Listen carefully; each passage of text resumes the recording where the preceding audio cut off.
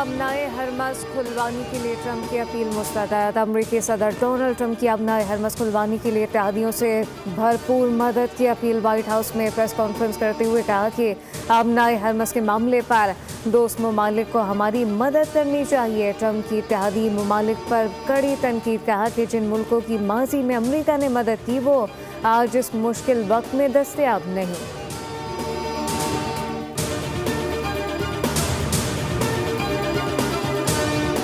Operation खसफ लिल हक पाक फौज के कामयाब फिजाई हमले। काबुल और नंगरहार में तालिबान तनसीबात तबाह। पाक फौज ने अफगान तालिबान के असलहा एमुनेशन स्टोरेज को निशाना बनाया।